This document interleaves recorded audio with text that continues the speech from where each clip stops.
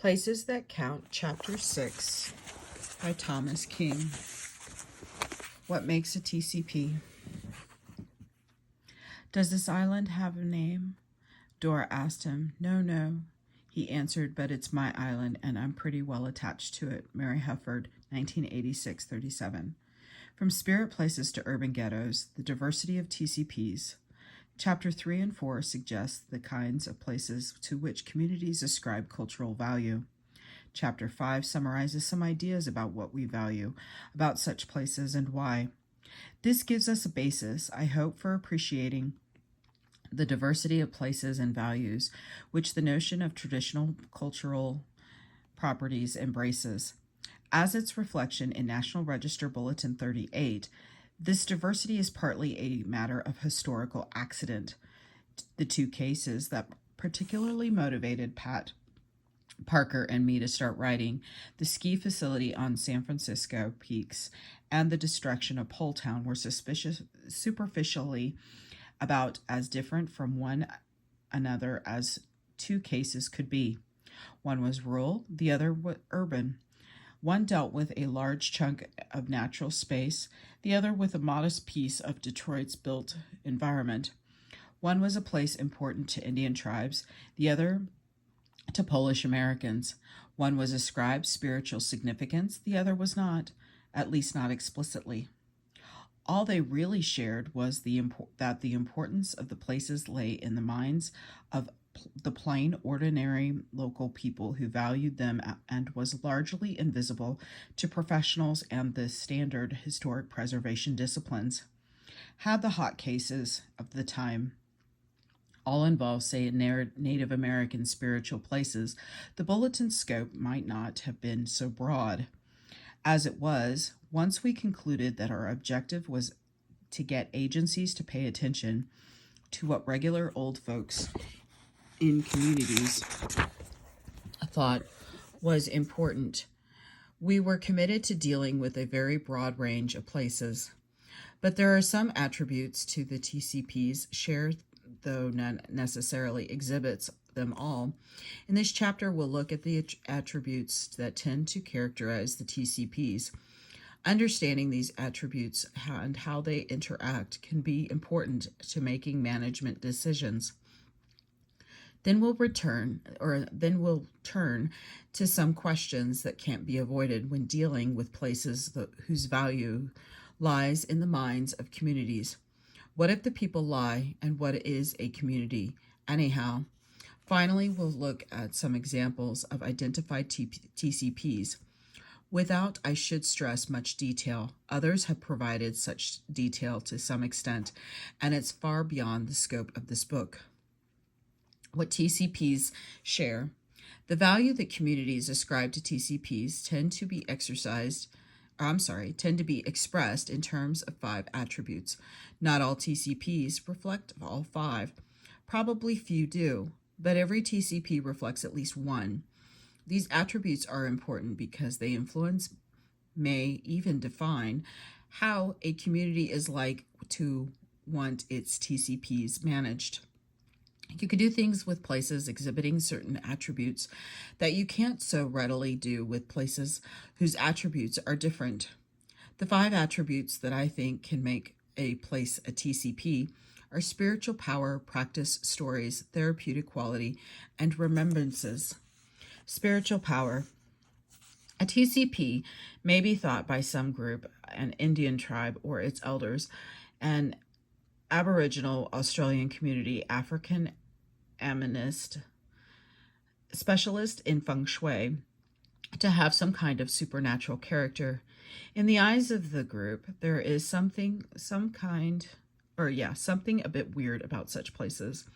The group may know what it is, know the spirit or spirits associated with the places, and know what they do, or it may simply understand that the area has spiritual association. The place is usually thought to have some kind of ability to act on people and things. The place and its power may be helpful or dangerous, or both, or neither. But whatever it is, it can affect people. As David Carmichael puts puts it, such places are where power is received or where power is needed for protection from spiritual danger. People who visit, unquote, people who visit such a place may have visions or gain enlightenment, or be terrified or go mad or die. Such a place usually needs to be treated with care. To do otherwise is to tempt fate. The preservation of such a place may be seen as vital to the preservation of the world, or the tribe, or humanity, or the universe, or its power may be seen as more limited geographically and socially. Famous examples abound in the United States: Mount Shasta, the San Francisco Peaks, and the Bighorn Medicine Wheel. In Australia, Uluru, and older famous places where ancestral beings have gone into the grounds. In England, Stonehenge. In France, Lourdes. These represent only the tiny tip of a huge iceberg. Every community that relates intimately with its environment probably knows of places that people think have spiritual power. Practice. A TCP may be important because of what people do there. The practice may be spiritual in character, or it may not. The Karuk tribe in Northern California holds its world renewal ritual along the banks of the Klamath River. To the Karuk, the Klamath is where this ritual must be carried out. If the world is to continue, it's safe to guess that the Karuk regard the Klamath as having spiritual power, but its association with the ritual would give the river cultural significance, even if the river itself were not regarded as spiritually energetic. The ritual involves traveling along specific trails and performing functions: prayers, lightning fires, shooting arrows at specific places. Some of these places are doubtless thought to have power, but the whole river valley is where the spiritual practice of world renewal must be carried out. A practice may not be formally ritualistic, but still have spiritual qualities that it shares with the places where it is carried out. Many of, if not most, indigenous groups ascribe spiritual qualities to plants and animals. As a result, areas where the plants or animals live may have to be treated carefully out of respect for their residents. Or the practice may be more ritualistic than spiritual. Boatmen running the Colorado River, both Indian and non-Indian, often stop for a moment of silence at Vulcan's anvil above lava falls, particularly dangerous rapid. Some might say that Vulcan's anvil has power to keep them safe in the rapids, but I dare say most would simply say it's a convenient, somewhat awe-inspiring place to take stock, scout the rapids ahead, and gather one's forces for the ordeal to come. Finally, the practice may not be spiritual at all. Gathering to watch fireworks on the 4th of July may give value to the city park. Customary use of a bridge or path or hilltop as a place to propose marriage, looking out over the countryside from the top of a pile of mine spoil, the sale of punchkis by Polish bakeries in Detroit on Fat Tuesday. All these thoroughly secular activities can give cultural value to the places where they happen. Stories.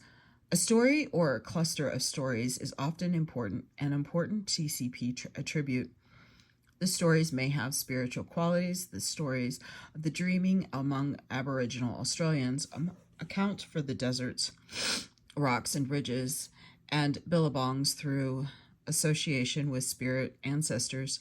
The story associated by practitioners of the Latter-day Saints religions with the place in Missouri they call Adam Ondiaham has Adam setting up an altar there and blessing his children. Often the stories have to do with the group's ancestors.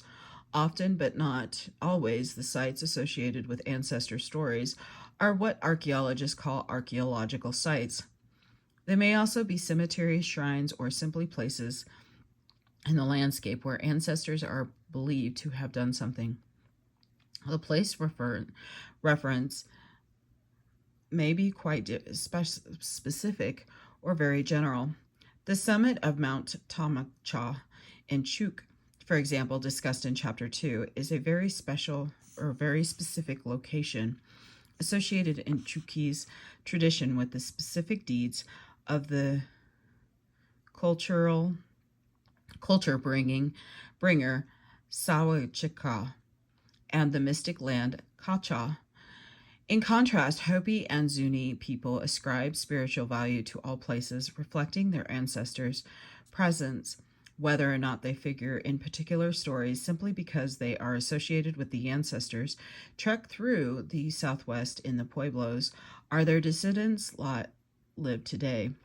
The African burial ground in New York City is important to African Americans for its association with enslaved ancestors, even though its location was lost for generations and any specific stories associated with it have dissipated. Stories may connect a place with a group's origin, often under supernatural conditions. Taquit's Canyon in California is where Kahia people believe their ancestors emerged from a lower world at the beginning of time. Chekimangan Bay on Lake Superior is where Ojibwe Bewa legend says the ancestors were led from the Great Salt Sea by the sacred Maji's shell. The Hopi, Zuni, and other tribes trace their origins to the Grand Canyon, or other stories may recount or desperate or otherwise memorable acts of ancestors. The Kiki's Adi survival march route in Alaska is associated with the heroic withdrawal of the Tlingit from the guns of the Russians in 1804, a sort of Tlingit Dunkirk. The stories may be ways of writing history in the hand, as the Chibicui Apache and the Yanashi of eastern Peru do, as Keith Basso has shown. They may teach moral lessons and perform socializing functions. The stories of loss and heroism associated with the World Trade Center in New York City and the crash site of United Flight 93 near Shanksville, Pennsylvania, are already powerful associated with American identity. Finally, stories may simply lend special character to a valued place, making it more exciting and emotionally charged than it would otherwise be. The rocks near San Juan Bautista, California, are associated with the stories of outlaws and stagecoach robbers that lend character to the local cultural environment. Therapeutic quality. The power to cure is ascribed to some TCPs, consider lords, and therapeutic practices: medicine gathering, the administration of medicines, physical therapy, spiritual healing may be among the practices that make a place important. In a broader sense, Wilbert Gessler has described places that are regarded as inherently therapeutic. These can be natural landscapes and landscape features, or socially created places like the vicinity of a Kung fire. Remembrances. Robert Archibald writes movingly about the importance of remembrance in the valuation of place. I crave Lake Superior. It was present in my childhood map of Marquette, Wisconsin. Now I cannot imagine the place without its frigid, clear, beautiful blue-green waters. This lake is inside me, the exact center of my emotional world map of the world. I do not know who I would be without it. This water is my definition of splendor, beauty, tranquility, violence, chill, ice, winter, spring, life, and death. This water cascades through my mind incessantly, as though over craggy rocks, with me everywhere. In a faraway places, dreams and waking, it is what makes this place and me different from all others. Archibald's Lake Superior is clearly a place that he at least experiences and has experienced haptically. In Walter's terms, via simultaneous perception in hisses, losing such places can leave us psychologically adrift. We are sometimes at a loss to explain what it is that makes such places important to us. They are simply those places where, in Yifu Tuan's words, a deep, though subconscious sort of attachment comes, simply with familiarity and ease, with the assurance of nature and security, with the memory of sounds and smells of communal activities and homely pleasures accumulated over time. It must be these kinds of deep, complex patterns of remembrance that gives people their attachments to the East End of Cincinnati or to Corona, New York. It's what makes Chinatowns comfortable to Chinese, the hills and Oreos of Grouse Creek dear to its Mormon cowboy families. Poletown were chaining oneself to the church door to save from demolition. The places that become dear in one's memory can be surprising. Consider Stiltsville, an undistinguished group of houses built on stilts in Bosquenay Bay, Florida. The National Park Service has gained control of the bay and wants Stiltsville removed in order to return the place to its natural condition. Fighting the demolition order, the residents were tricked by the Park Service into nominating the place to the National Register, an ill-advised and predictably doomed undertaking. In trying to demonstrate the cultural value of the place. However, the residents amassed a remarkable collection of letters, statements, resolutions from city councils, and other expressions of beliefs that Stiltsville was a vital and beloved part of the Bosquenay Bayscape. It was a place that people remembered and associated with the bay. It gave the bay a special identity. The fact that the buildings were undistinguished and of relatively recent origin, being prone to blown away in a hurricane, while impressive to the keeper of the National Register, was of no importance whatever to the people of and organizations that rallied to Stiltsville defense. Its significance lay simply in its being remembered as a defining characteristic of Bosquenay Bay. Attachment to places that define our identities through memory can be powerful enough to even to overcome strong cultural biases against expressions of such attachment.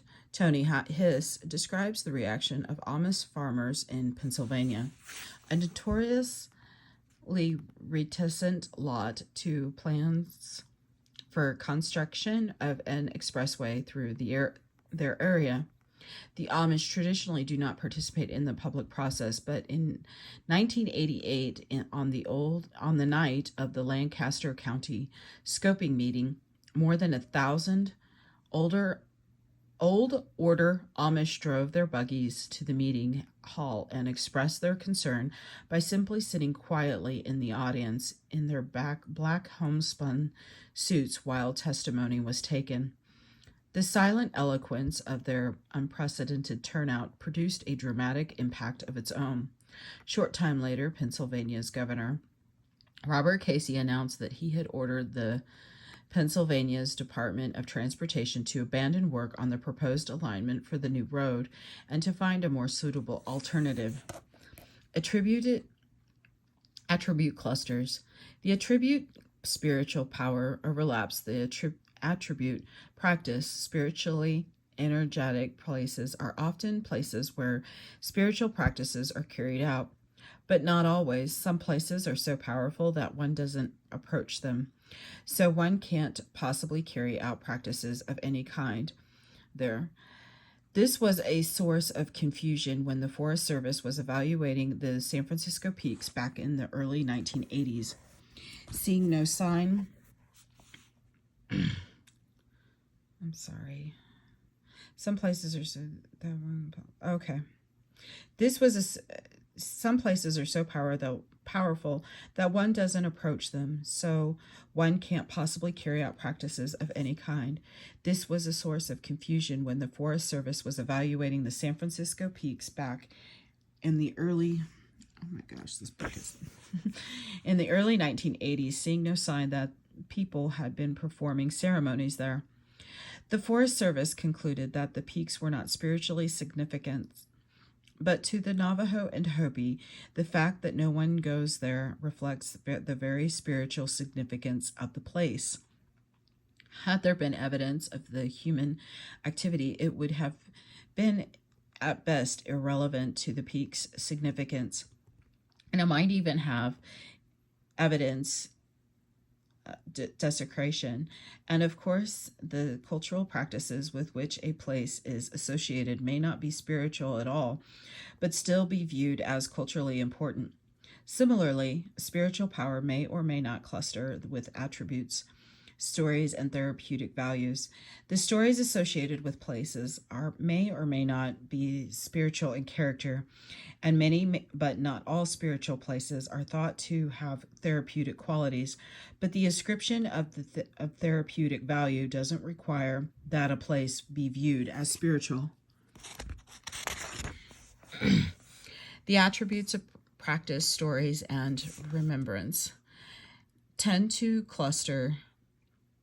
Generally, one remembers places where one does something, performs some practice. One tends to remember stories about such places, but practice and stories tend to have the implication of group activities, while remembrance can be solitary, and each of these attributes can stand solidly on its own.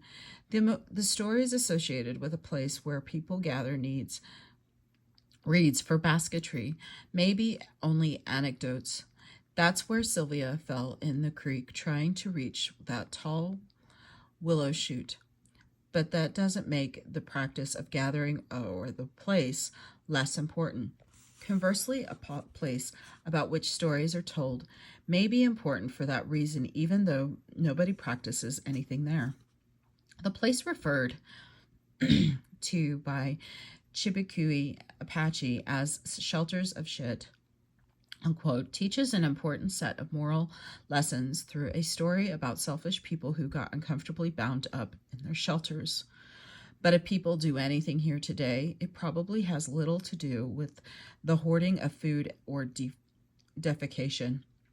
The haptic experience of place by a Robert Archibald or a resident of Poletown, Stiltsville, the Amish countryside, or the East End of Cincinnati is no less powerful for being grounded in remembrances that may have little to do with the practice or specific stories. The attribute therapeutic is also pretty self-contained, though it may attach itself to spiritually energetic places or places ascribed spiritual importance, and there may well be stories and practices associated with it. The medicinal plants gathered by Chamorro medicine makers on Guam's Anderson's Air Force Base gives the installation's rainforest therapeutic value, which would exist even if there were no stories attached to it.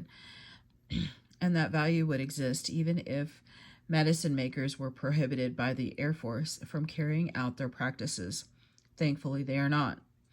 The important thing about the attributes that consistently are associated with TCPs is not that they're mutually exclusive. They're not, or that they cluster together to form obvious types. They can be made to do so, but I don't think much is gained by it. What's important is simply that they exist, that one can look for them, think of a place with the reference to them, and sometimes get a hint of what will and will not be seen by the community as an appropriate way to treat the place. Conversely, if one doesn't think about the attributes a place is likely to have and what those attributes may mean to management, one may propose something that makes one look an utterly irredeemable barbarian in the eyes of the community. We'll look at how attributes influence management in and mitigation in Chapter 9. But first, and before we even get to the core subjects of Bulletin 38, identification and evaluation of TCPs, there are two big questions that we might as well address, because the ways one answers them influence the way one does everything else. Does the place have to be true? Often association with a story or stories is among the attributes that community values about a place. There's a natural tendency among the historians and archaeologists who do most CRM work to try to validate or disvalidate stories about the past. Is this really what happened, or is it only folklore? Unquote. Few would try to validate or disvalidate a story about spiritual power. There's no point. Where a tradition has spiritual qualities, we have little difficulty in most cases accepting it simply as something that people honestly believe. Out of respect for the people, we can acknowledge the belief as vesting the place with significance, even though we can't demonstrate that what's believed actually happened. We are unlikely to find archaeological evidence of a burned bush on Mount Sinai, or to be able to link it to the burning bush if we do, but that hardly deflates the significance of the mountain to Jews, Christians, and Muslims. But what about a story that's not spiritual in character at all, but more like secular history, a belief that something happened here, but there's evidence to suggest that the story is not true? Do we accept the significance of the rocks even though we think the story is bogus? Consider the case of the rocks. The rocks, as their name implies, comprise a group of rock outcrops. They lie along U.S. Route 101 in Central California. In local tradition, this is a place where highwaymen, banditos, hid to waylay stagecoaches and unwary passers-by. In some versions, the famous bandits Joaquin Marita and Tibero Vasquez used the rocks as an ambush site. When improvements were planned to the highway in the vicinity, the State Highway Agency, Caltrans had a cultural resources study done that did not identify the rocks as a significant place.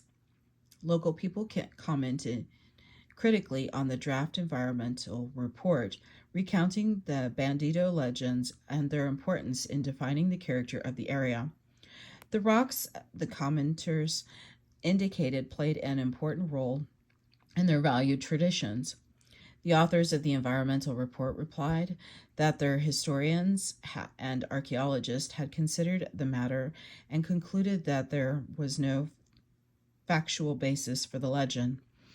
The legend, they said, was reflected only in anecdotal accounts. One might counter that anecdote is rather the stuff of legend, and vice versa. But the authors hedged their bets by going on to suggest that even if robberies were committed at the rocks, this didn't convey much significance, because association created by a robbery is fleeting and is duplicated in numerous other locations. As a result, they said, the rocks were not eligible for the National Register. Never mind why a fleeting association is insufficient to make a place significant.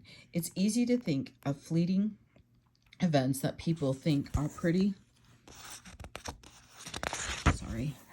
important. President Kennedy's assassination, the destruction of Hiroshima, the events that took place in a couple of hours on the morning of September 11, 2001. Never mind that if only properties in no danger of duplication were eligible for the register, the vast majority of archaeological sites and examples of vernacular architecture would be excluded. What's interesting about the environmental analysts' position is the priority they give to professional historical analysis and documentation over local values. The analysis went on to agree that it might not always be essential for associated events to be proven or even true in order for resource to qualify as a TCP, but they promptly contradicted themselves by saying that since there should be written documentation if robberies had taken place, and if they hadn't found any, the legend might be just a later myth. There are lots of technical holes that can be punched in the environmental analysts' arguments, but suppose there weren't. What if research convinced us that the Bandito stories absolutely certainly are not true, that stagecoaches never rolled through the rocks, and Murrieta and Vasquez suffered from lithophobia? Bulletin 38 says that to resolve such issues, one ought to consult a wide range of both background literature and contemporary authorities. Looking back over a dozen years of practice with the Bulletin, I think that it's simplistic or, in a way, unduly complicated. If a TCP is important because of the role it plays in a community's cultural life, then does it really matter whether the qualities ascribed to it are real? If such attributes exist in the minds of the community's members and make the place play a role in the community's life, doesn't that in itself make the TCP worthy of being considered in planning? I think it does. Of course, I'm not speaking for the keeper of the National Register. The keeper might be sufficiently impressed by dismissive research results to determine the place ineligible. But still, it would seem to me to need consideration under laws like NEPA, whose scope of concern for the cultural environment isn't limited by the bounds of the National Register eligibility. But doesn't this mean that there are no standards at all? That anything anybody says has any kind of importance at all can be allowed to impede important public projects and the enjoyment of private rights to improve one's land? I don't think so, but I'd like to delay explaining why I don't think so until a bit later. First, let's look at a related but even more difficult question about the reality of a TCP's significant qualities. What if they're lying? Since figuring out whether a place is a traditional or cultural involves talking with people, there's always the danger that the people you're talking with aren't just mistaken, as their critics would doubtless call those who value the rocks, but that they're telling lies. There may be several reasons for this besides sheer cussedness. They may be telling you what they think you want to hear. This often happens when the people you're interviewing are members of a relatively downtrodden social or ethnic group, and they perceive you as a member of the dominant society. There are also groups within it's simply polite to tell people what will make them happy.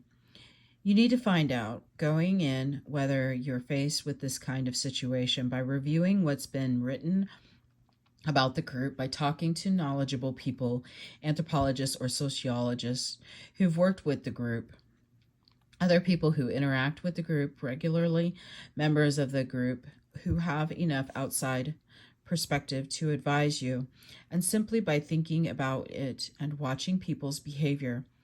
Think about the political and economic circumstances of the group, past and present. Are there reasons for them to want to please you? Would they, for example, simply like for you to go away? But this but the trickier problem is with people who may deliberately try to mislead. Maybe you're evaluating the impacts of a project that people really don't like for reasons that have nothing to do with their cultural values. Maybe it's strictly economic. Maybe they'll benefit financially from one alternative approach to the project, so they make up TCPs to tip the balance away from others. Or maybe it's the influence of another group. Organized environmentalists maybe They're even being bought off directly or indirectly by such a group. Or maybe it's just that they don't like the idea of change, or maybe they really do have cultural values that will be violated by the project, but they aren't attached to places. So they stretch things a bit to create a place of attachment that doesn't really exist. The reader, like the writer, may be feeling a bit conflicted about all this.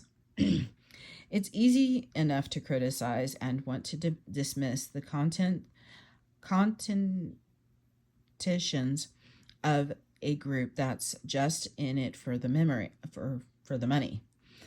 Though what if it's a group that's economically disadvantaged? Isn't a little fabrication understandable? We may feel contemptuous of a group that's had the wool pulled over their eyes by somebody else and whose members who have been beguiled into perjuring themselves, but how can we be sure that's what's happened? How do we reliably sort out relations between the groups and figure out just who's persuading who or what? And if the people really have a cultural problem with the project, or if their society is such that change isn't welcome, shouldn't that be considered in planning in its own right?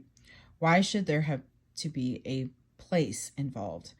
They're all difficult questions, but for CRM practitioners, the last is likely to be particularly vexing if one believes that cultural resources should be given a fair shake in planning. And if one doesn't, one really should be in some other field. Then how can one not squirm at the notion that a group's cultural based problems with a project shouldn't be considered unless they somehow involve a piece of land or a building? I found myself squirming thus, though luckily only briefly. Then, when I was engaged by the Bad River of and Red Cliff bands of Great Lakes, Ojibwe, to help in evaluating the effects of underwater logging on TCPs. The story of the Chikima Bay is a complicated one. Suffice is it to say that one reason for the band's disquiet with the grappling of sunken logs off the bottom of the Lake Superior was the logs represented trees that in their view had been stolen from them back in the 19th century.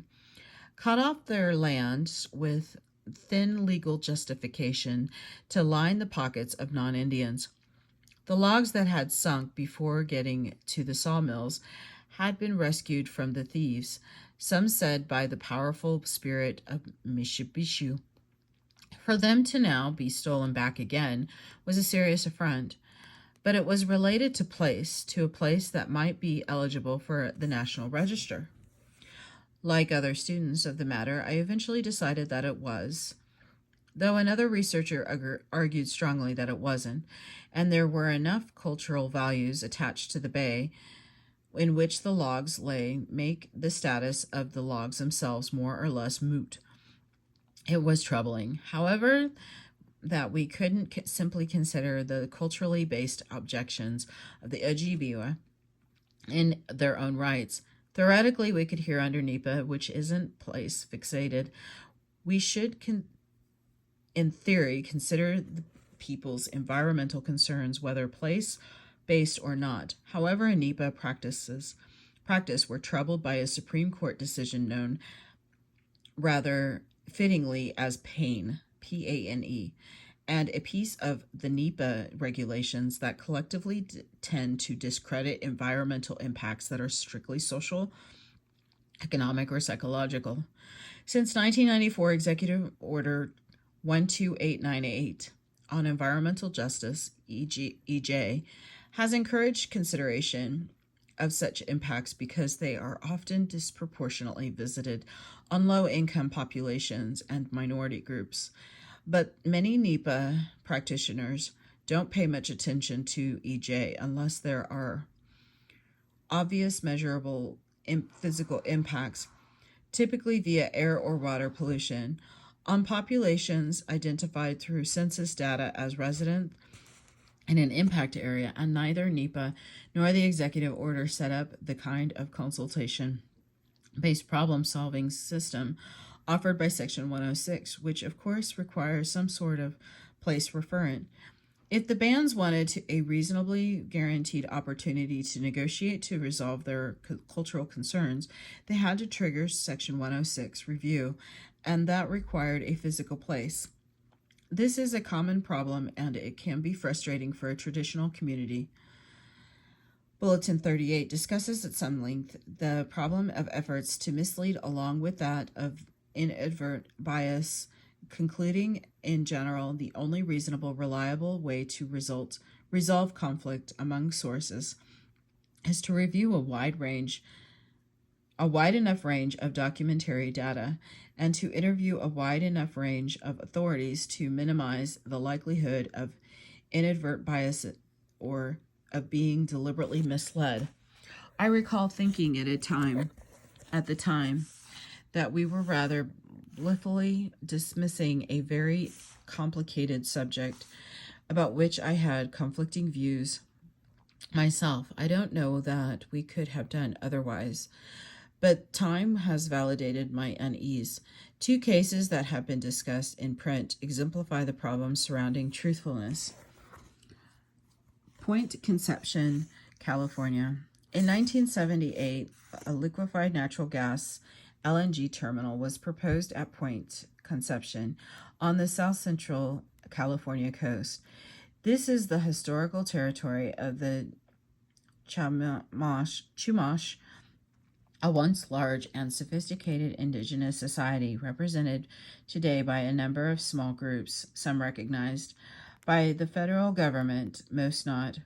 Members of several such groups banded together and gained the support of archaeologists and others in opposition to the project, asserting that Point Conception was the Western Gate, through which the souls of the dead passed on their way to the spiritual world.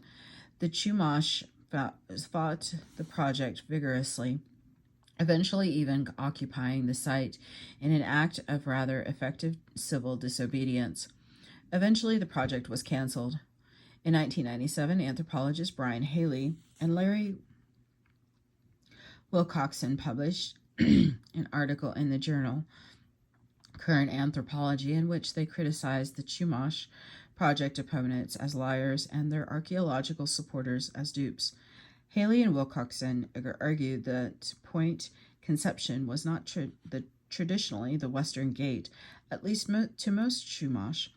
The project opponents, they said, had reconstructed their cultural based on ethnographic data and to some extent made it up. They also asserted that some of the traditionalists were not even really Chumash, and that some at least were trying to position themselves to make money in the contract archaeology game. Current Anthropology publishes comments on its articles, and those that accompanied Haley and Wilcoxon piece were generally laudatory. A few issues later, however, half a dozen anthropologists, archaeologists, historians, and Chumash took them to task for ethnocentric bias. Not only were Haley and Wilcoxon wrong about many of their facts, these critics argued but they were guilty of imposing their own cultural biases on the Chumash and interpreting their actions in this inappropriate light. The seventh commenter on Haley and Wilcoxon article, anthropologist Robert Winthrop. This was a non-specialist and the view, and accordingly didn't get involved in particulars. He took a broader view in which he elaborated in a subsequent article. In essence, Winthrop questioned the very notion of trying to measure the historical authenticity of a TCP. His argument went like this: the government considers things like TCPs in planning in order to allow groups to maintain valued cultural traditions. 2. To experiences The experiences of Indian tribes over the last 500 years has been one vast socio-cultural dislocation. Many traditions have been nearly or entirely lost. 3. Even in a stable society that has not undergone such drastic disruptions, culture is not statistic. I'm sorry. Culture is not statistic or static. It evolves, and it is not uncommon for a group to reach back into its past, particularly across historical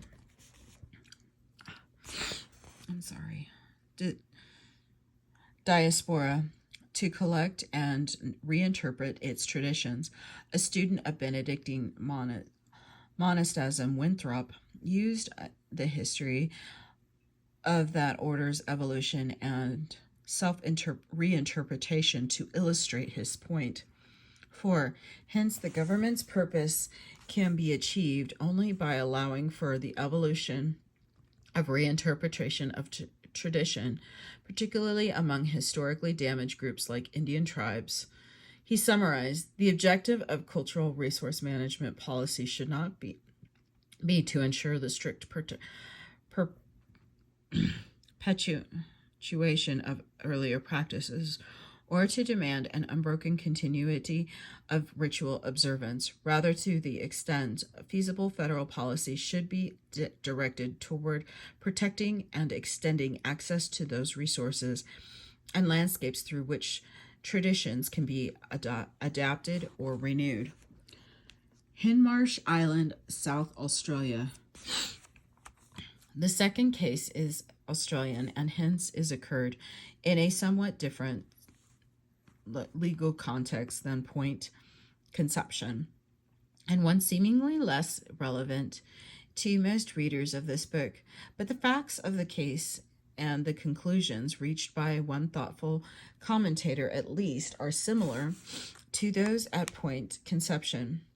Since the Mabo decision and enactment of the Native Title Act, and in some cases under prior state laws, and the Aboriginal Land Right Acts in the Northern Territory, Aboriginal groups assert rights in or a title to places based on, among other things, traditional cultural associations. Even if this doesn't result in a transfer of ownership, it gives them some clout when projects are planned affecting such places. In the Hindmarsh Island case, a group of Aboriginal women opposed a bridge that was to be built connecting the island with the shore of the Moree River, in whose mouth the island lies. They asserted that the island was a place where women's business, women's religious ritual activity was carried out, and that it was separateness from the shore had to be maintained in order to preserve the integrity of the business. On the strength of this assertion, the Minister of Aboriginal Affairs in 1994 placed a ban on the construction, a ban subsequently overturned by a 1995 federal court decision. Shortly thereafter, a television station in Adelaide asserted that the information on which the women had based their claim had been fabricated by Aboriginal men and the women's lawyer. As in the case of point conception, the specifics of who was right and who was wrong at Hindmarsh Island were things that I certainly can't address, and they aren't entirely relevant. What's relevant is that in the case, a historian, Austin Gow, entered the fray in June 1995 with a broadside against anthropological interpretations of traditional cultural values, insisting that they did not reflect objectively derived historical fact. To this, Haley Wilcoxnick's attack, anthropologist James Weiner responded in an article that presaged much of Winthrop's argument.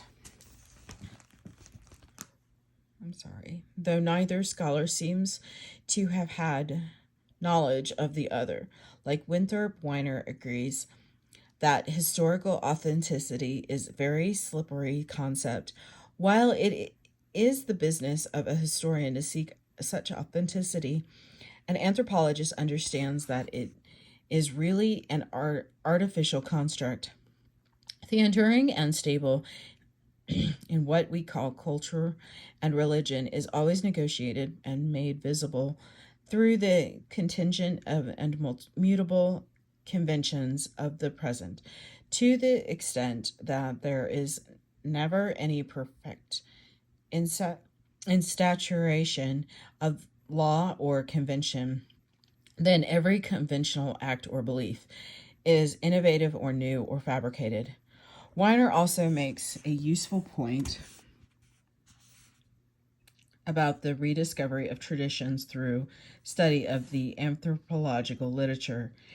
Now we have had the Magna Carta for centuries. The fact that I may have found about it at school only 2 days ago may make my knowledge of recent in terms of acquisition, but the knowledge itself of it is long duration.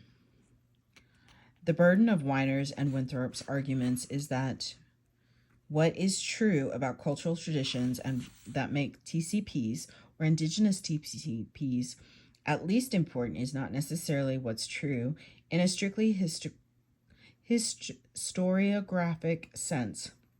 Similarly, historical significance is not necessarily a function of historical accuracy, and Wilcoxon, for Indian people, the significance of point conception lies not just in its ancient sacredness, but also in the transformative role it played, in the revitalization of Chumash culture. Accordingly, I think Weiner, Winthrop, and Erlandson would say it's simplistic at best to judge truthfulness against the standards employed by his historians. So then, there is no truth. Is there no yardstick we can hold up to measure which places are and which places are not TCPs? I think there is, but it is not a yardstick of historical accuracy or objectively definable truthfulness.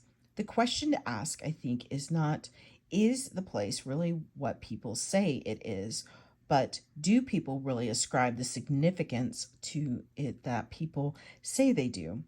Or to put it in another way, does it play the sort of role in a community's cultural integrity that people say it does?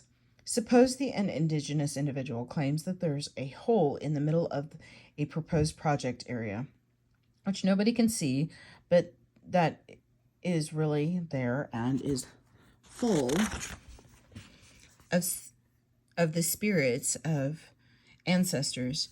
Rather than sending archaeologists out to look for holes or medians out to interview the ancestral shades, or historians to find out whether the spiritual place was regarded as such a generation or 2 or 10 ago, it seems to me that we should be interviewing broadly in the community to find out whether its members generally agree that there's a hole out there full of spirits, or agree that the tradition of such a hole is important to them. If they do agree, and it doesn't appear that they've been coerced or cajoled into saying something that they don't really believe, then the question of whether there is historical evidence of tying depth to the tradition is no more important than that of whether there are really spirits in the hole. This, of course, leads to another question. How many must believe? If to validate a place, we ought to find out how much the community values it, rather than whether it really has the powers or association ascribed to it.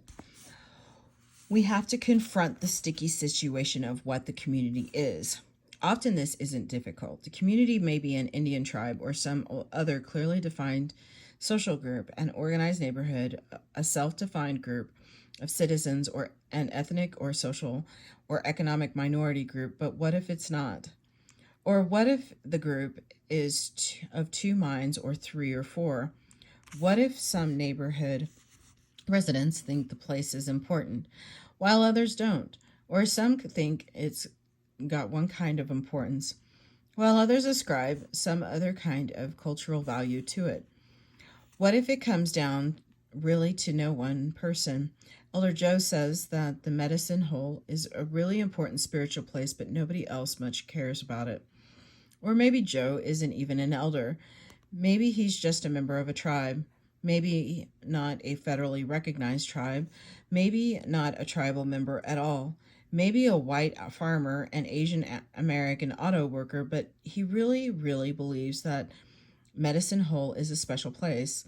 We're getting perilously close here to something like my own TCP, the Hill, and I don't mean to suggest that every place in some pimply adolescent moons over ought to be given consideration in making public decisions, though I suppose we might have a more emotionally balanced population if we're all accorded to such respect. But if the Hill has slippery slopes, the numbers games is tricky too. What if Elder Joe is the last member of his tribe? Does that matter? What if there are three people who call Medicine Hole special? Where do we draw the line?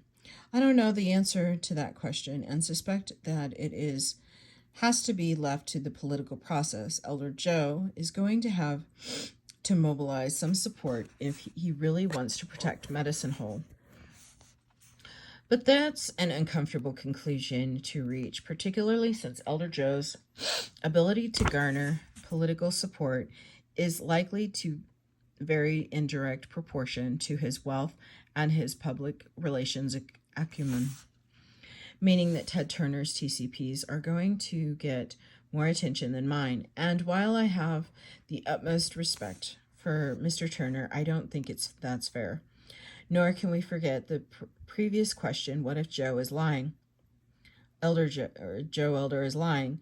Presumably, it would be harder for a dozen people to sustain a lie than it would for one person to do so. But the fact that only one person thinks something is true while everybody else thinks it's a hooey doesn't automatically make it a hooey. Consider Galileo. I don't have an answer to the how many problem, but there's the case that relates to it that provides some food for thought. Enola Hill in the foothills of Zigzag Mountain in Oregon is on the Mount Hood National Forest. Back in 1987, the forest proposed a salvage timber sale on the hill to take out diseased trees that it argued posed a threat of infection to the surrounding forest. Several tribes and multi-tribal reservations have traditional ties to the area. Yakima, Umatilla, Warm Springs, but it was Rip Alone Wolf, a Nez Perce, who spent part of his youth at Warm Springs, who voiced specific concern about what the project would do to the hill's spiritual qualities. His main evidence for those qualities was the fact that he went there to seek visions, and he got them. He attracted the attention of others, both Indian and non-Indian, who felt that the logging would damage the scenic qualities of the hill, and eventually the cause of Enola Hill defense grew legs. The forest had a TCP study done by an ethnographer, Robert Winthrop. Winthrop did a credible job of interviewing people in the tribes of the area and found that some tribal authorities said the hill had little to no cultural significance, while others thought it did, identifying it both generally as a cultural or spiritual area and specifically a seasonal camp, a huckleberry collecting area, and a source of physically and spiritually pure water, as well as sweat lodge stones. A balance, he concluded, the hill might well be eligible for the National Register. The Forest Service didn't want to hear it and put together a kangaroo court of archaeologists and lawyers. They called it an evaluation committee, who systematically, if on the very flimsy grounds, rebuted Winthrop point by point, providing the Forest Service with the basis for deciding that Enola Hill was not eligible. At the time, I described the Forest Service report as an egregious exercise in the manipulation of information, and I've seen no reason since to change my mind. Meanwhile, the Yakima had written to this Secretary of Interior saying that the hill was a sacred site, but the Confederated Tribes of the Warm Springs Reservation issued a position paper opposing the voices of those individuals about the importance of Enola Hill. Later, the Warm Springs general manager argued in effect that because the logging would be done to ensure the forest health of Enola Hill, it should go forward, denying any tribal government government request to consider Enola Hill as traditional cultural property, eligible for inclusion to the National Register. To make a long convoluted story short, the case went to the keeper of the National Register, to the Advisory Council, and to court. Before the project was rescued by Congress in a rider on the 1995 Emergency Supplemental Appropriations and Recessions Act, authorizing it to go forward without completion of normal environmental reviews. After almost 10 years of wrangling, the logging finally took place in 1996. Not long afterward, I was taken to Enola Hill by one of the non-Indian citizen activists who had fought the project. It was by his first visit since the desecration. We drove up winding but not much used logging road. Only then did I learn that the logging had been done by helicopter.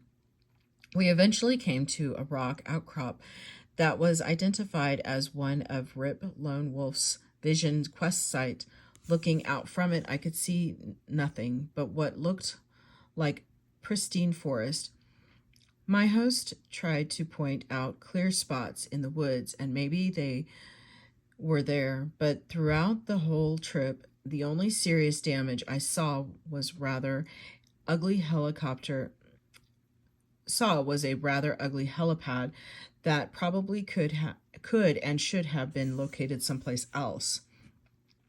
I am, of course, an outsider who never saw the place in its pre-logged condition, but it looked to me like the forest had done a very credible job of low-impact logging. I feel confirmed in my impression that by the fact that anthropologist Frank Chpt, who did see the hill before logging, reports a similar reaction and quotes an activist as stating with some enthusiasm that the hill would still qualify for NHPA eligibility. So what we seem to have had here was a justifiable project, carefully designed to minimize impacts, supported by a tribe with interest in the area because of its positive impacts on forest health. Surely a cultural resource in itself in the Pacific Northwest, which got bogged down for almost 10 years in a thoroughly unnecessary fight over eligibility. Largely, I suspect, because the question of eligibility was raised by one person, Rip Lone Wolf, whose credentials the Forest Service felt were suspect. Mr. Lone Wolf, aptly named, was not regarded as a community. He and his supporters then attempted to get community backing and got it from the Yakima, but the Forest Service got backing from Warm Springs, and the fat was in the fire. I have to wonder what would have happened had the Forest Service said, "Okay, Mr. Lone Wolf, you think Enola Hill is eligible for the National Register. Let's assume it is.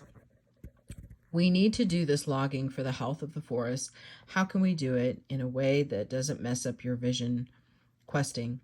Lone Wolf might have said, "There's no way," but if the tribes were at the table with him and the Forest Service presented its plans for helicopter logging, I have a hunch that agreement would have been reached pretty quickly on doing essentially what the Forest Service in the end did, but perhaps doing it at times when it wouldn't disturb Mr. Lone Wolf's vision questing. I think it's really likely that if discussion had been focused on the project's effects on the hill and its use rather than on the hill's cultural character, it would have been far, far less contentious, and the project could have gone forward much sooner at less cost to the Forest Service and without the anguish that it must have caused to both the Yakima and Warm Springs tribes, and certainly caused to Mr. Lone Wolf and his supporters. So my suggestion about how to deal with a very small or otherwise marginal seeming communities that allege impacts on TCPs is to take them initially at their word, assume they're legitimate, and that their concerns are to sit down at the table with them. The chances, I believe, are excellent that you'll never have to get embroiled in trying to validate them and their claims if you respect both the group and its concerns and look for ways to resolve them. You may very well find them at a lot less cost in money, time, and heartache than will be the case if you try to invalidate either one. Of course, there will be instances in which such a happy alternatives won't be found. Then there's no middle ground to conflict between perceived public needs and the interest of a questionable community about the questionable place. When that happens, the ante inevitably goes up and higher levels of proof are going to be required. Had Rip Lone Wolf insisted that even the most benign helicopter logging was impermissible on Enola Hill, if something that, as far as I know, he never had the opportunity to insist on, then it would be perfectly legitimate to insist that he explain himself not only to the Forest Service, but to the tribes with concerns about forest health. He would have either to persuade others to join his community and to demonstrate the Enola Hill shouldn't be touched by so much as a helicopter skid, or to give away. I think the standards we employ should vary with the complexity and contentiousness of consultation. Initially, when we're fighting out what concerns should be addressed, the standards should be very loose. You have an issue. Fine, sit down, let's talk. Everybody should have a seat at the table, and every concern should be considered. If we find ourselves in intractable conflict, the standards may have to be tightened. We're willing to talk about the importance of your sacred tree, Mr. Smith, but we don't think it's important enough to make us spend extra $10 million it would cost to avoid damaging it. If you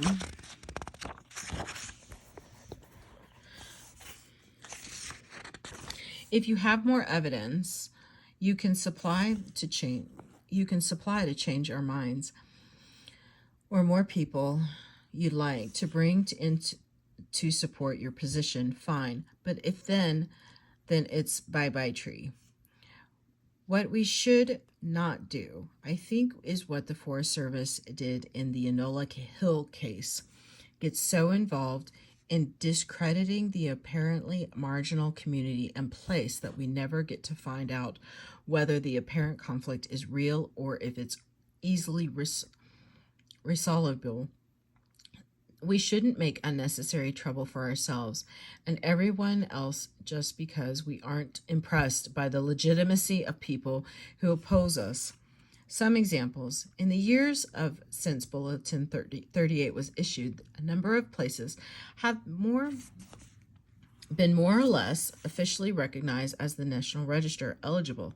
TCPs occasionally through the listing in the National Register, more often by being treated as eligible under Section 106. I've mentioned some such places already, and we'll discuss others as we go along. But it may be helpful here to have a short list of examples to illustrate the kinds of places that are often identified as TCPs and to highlight some that aren't probably, but probably ought to be. Mountains are often recognized as TCPs, typically because of spiritual values attached to them by Indian tribes and other indigenous people.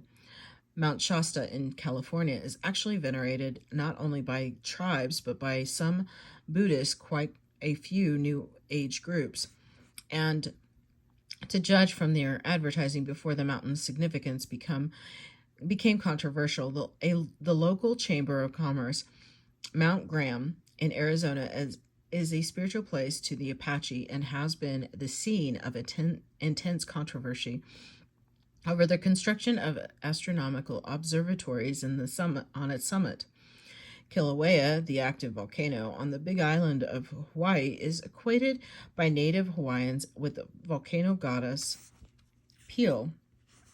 Cuchama, on the Mexican border in Southern California, is a spiritual place of the Kumaya tribe and is one of the few TCPs that has actually been placed on the National Register. While mountain ranges can also be TCPs, the Lakota view the Black Hills in South Dakota as their origin and place, and the Chusca Mountains are regarded as spiritually powerful by the Navajo. The Navajo also revere the four mountains that make up the corners of their traditional world: Mount Blanca in the Sangre de Cristo Mountains, Mount Taylor in the San Juans, Humphreys Peak in the San Francisco Peaks, and Mount Hesperus in the La Plata Mountains. Other high places are often identified both as spiritual power places and because people go there to carry out spiritual practices, such as vision quests. Examples include a Bear Butte, an outlier of the Black Hills, a spiritual place to the Lakota and other Plains tribes that has been the focus contentious Section 106 consultations. Another well-known high place in the margins of the Black Hills Devil's Tower or Bear's Lodge will be discussed in some detail in Chapter 12. The Sweetgrass Hills in Montana, spiritually powerful for a number of tribes.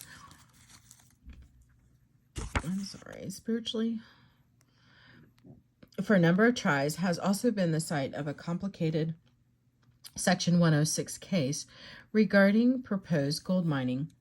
The Hawkeye Historic District in Northern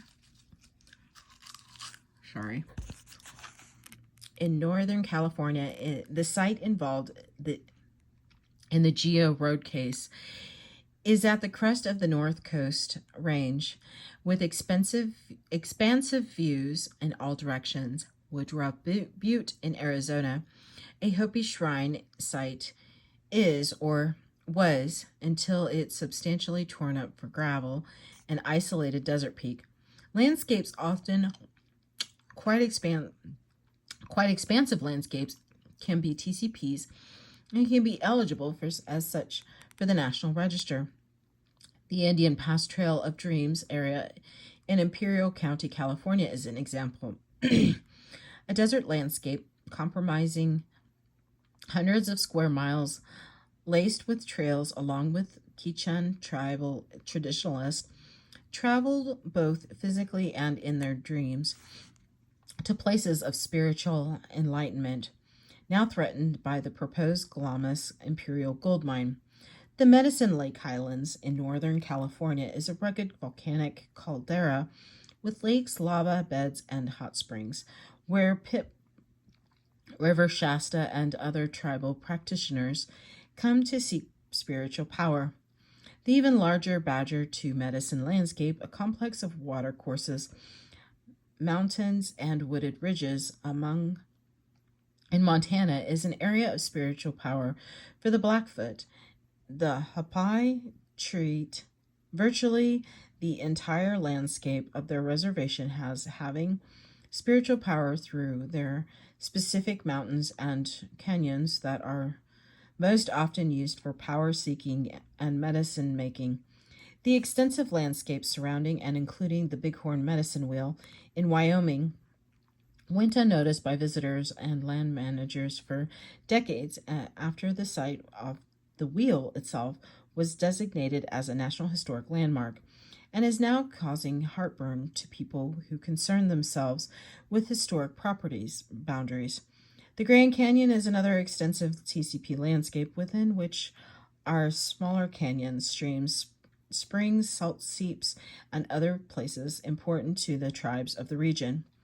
Many other canyons, the Tikits in Palm Springs, are associated with important tribal traditions, as the Tikits is with the origin tradition of the Kahia springs and pools, like Panther Spring and Mount Shasta, and the hot springs at China Lake Naval Weapons Station in California are often regarded as the homes of spirits or spirits themselves.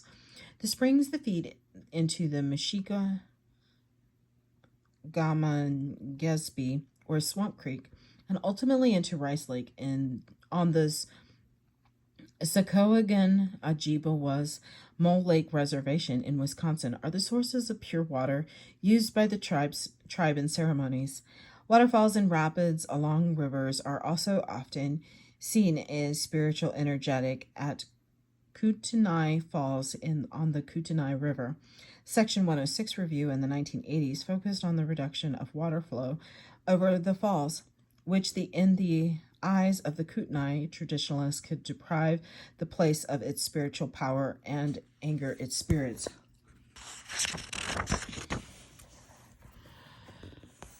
Whole rivers can be TCPs for a variety of reasons. The Mattapony and Pamunkey rivers in Virginia are regarded as spiritually energetic by the Mattapony, Pamunkey, and Upper Mattapony tribes.